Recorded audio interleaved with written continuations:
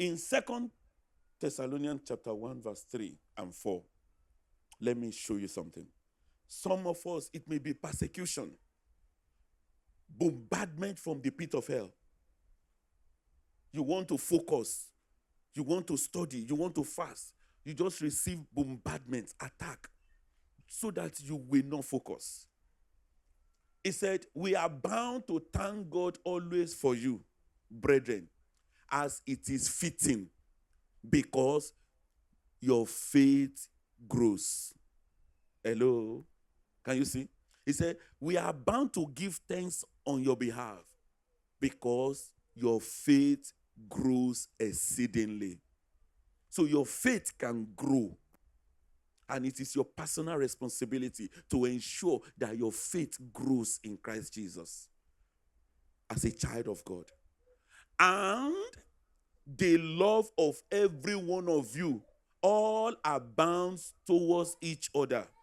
That is our goal, to increase in love, to increase in faith, that the love will be seen and visible among us. The love must be tangible. The love of God in our heart is expressible to one another. We grow in it. We grow. And I said, so that we ourselves, we boast of you among the churches of God for your patience. For your patience. Many of us, we need to grow in patience. We are not patient at all. In fact, we are not patient with ourselves. We are not patient with anybody. You need to grow. For your patience and faith in all your persecutions and tribulations that you endure. Many of us, it is tribulation and persecution is our problem. Just for you not to raise your head. It's like what the Bible talks about, the horns that have decided that you will not raise your head. You want to make it, you want to progress, you want to do well. And you know within you that I can do better than this. But certain horns say you are not going to raise your head. These are the challenges that you must deal with as a child of God. Some of us, our foundations are terrible. They are foundational issues. Evil dedications.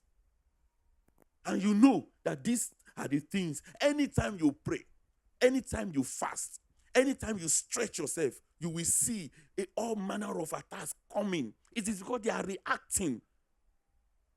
There are evil dedications that are reacting and say, you are not going anywhere. You are not going anywhere. They begin to negotiate your destiny with you. You need to sit down. You know, I was listening to a man of God, and he said he had a problem.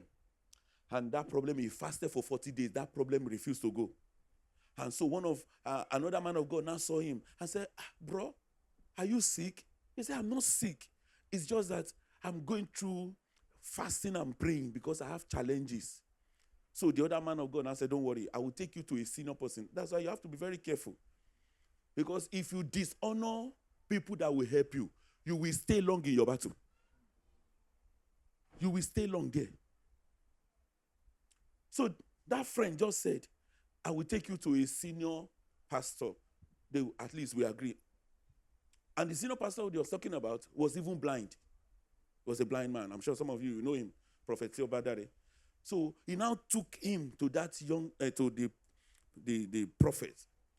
So as he entered, he said, this is my friend. He's having challenges and all those things. So the Baba just said, go back. He's not seeing. So he just said, okay, go back. Go and do this. Go and do this. Go and do that. So he said, as he got to the door, he turned back. He said, Baba, I travel several kilometers. Even if it is just a prayer, pray for me. And the blind prophet and was saying, is he still on this matter? He said, it is sorted. Go and do this, go and do this, go and do that. So he went home and did according to what the prophet told him to go and do. He said several years, he now met the prophet again and said, Baba, thank you. He said, he sowed a seed. Thank you. The last time I came to you, You instructed me, this is what, and please take this offering. And the Baba said, that problem, I had that same problem in 1958.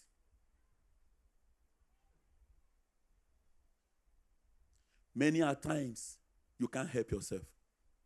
You have prayed. You have fasted. You are struggling in the battle. May God open your eyes to a prayer partner, to an anointed man of God that will help you to be free from that bondage. That may be the key to open the door for your rest. That might be the key.